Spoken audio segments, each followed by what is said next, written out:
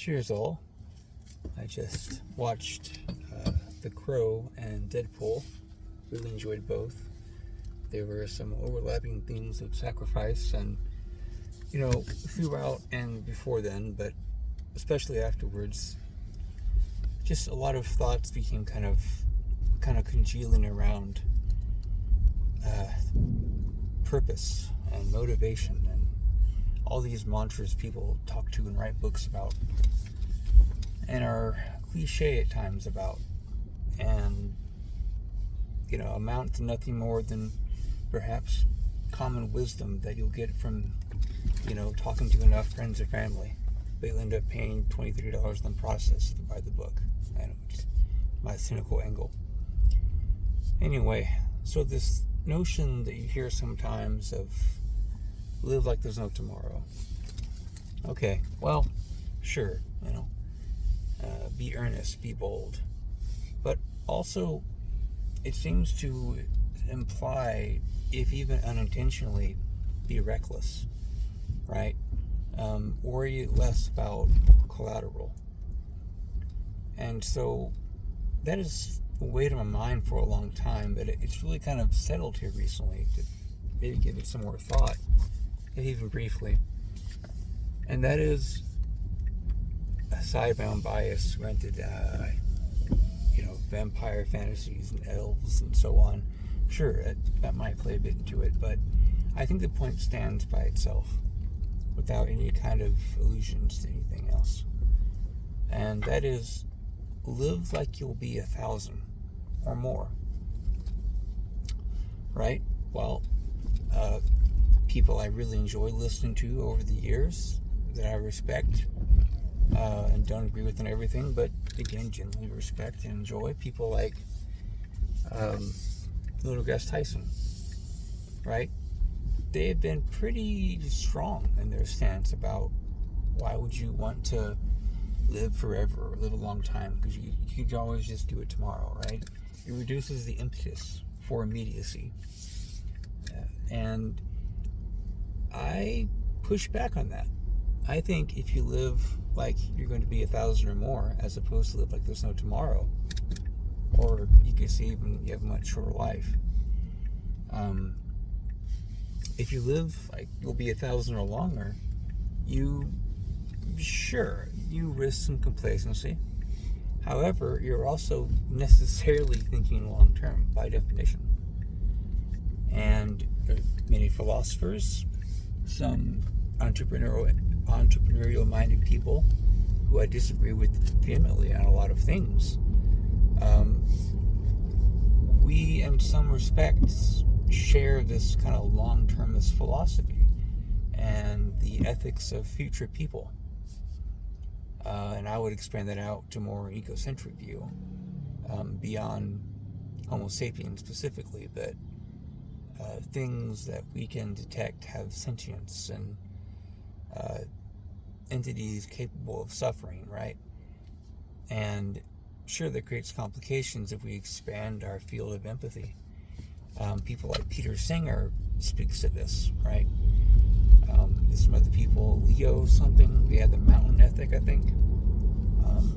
And I'm misaligning some names and some theses, I think. Theses, but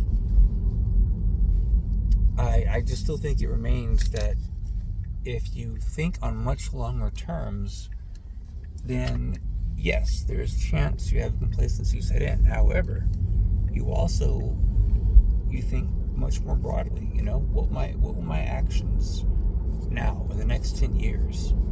How will they have impact in the next 300 years?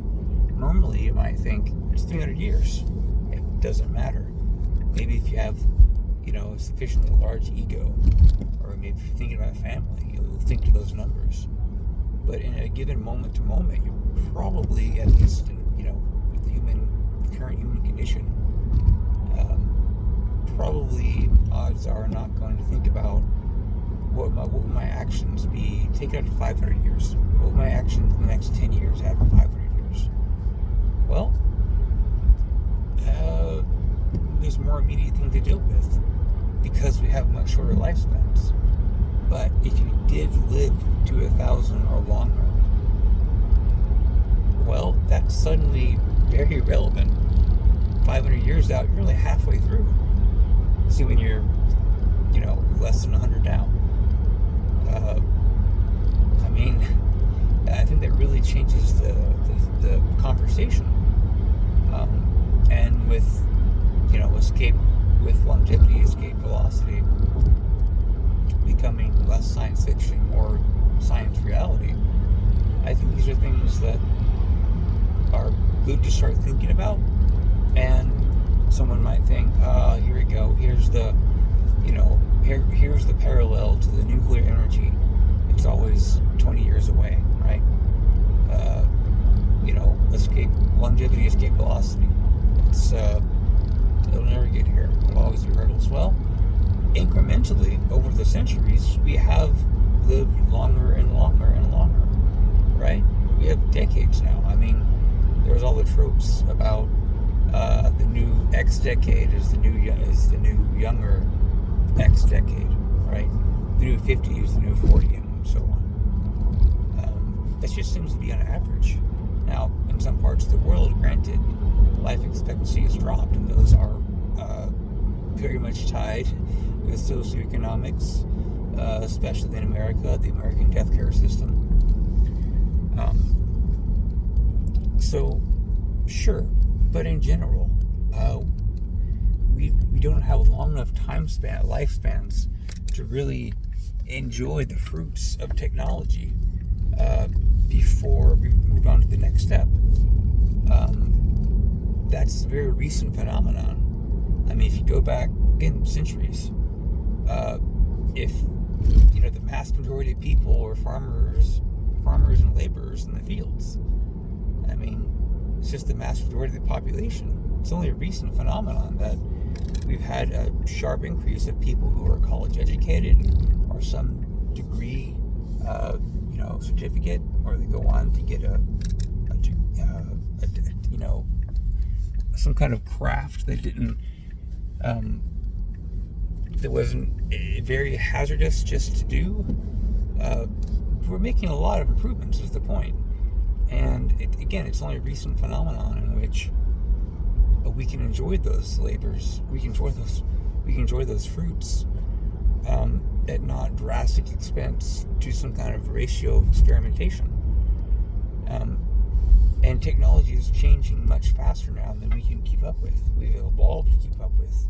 Right? Again, I went astray.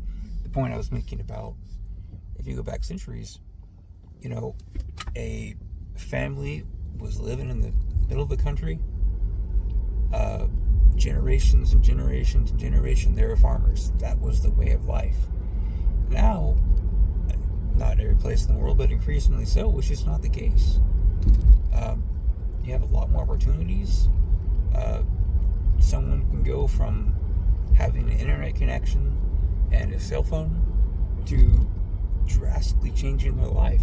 There's a whole lot of luck involved, but before you could have had that same luck, but the technology beat not there, right? That's the difference. It's a wider distribution of opportunity, and generally speaking, generally improved quality of life. Again, plenty of pitfalls. We need to address those as a society. I think it's our impetus. I think we owe it always to the people ahead as the people behind have owed it to us. It's an endless process. Anyway, think like you're going to live for 1,000 years versus like there's no tomorrow, or 10 or 20 years. Think very long term and see how that impacts your empathy, your field, your depth and reach of empathy, and how it changes maybe how you do things differently and how you treat people differently, if even.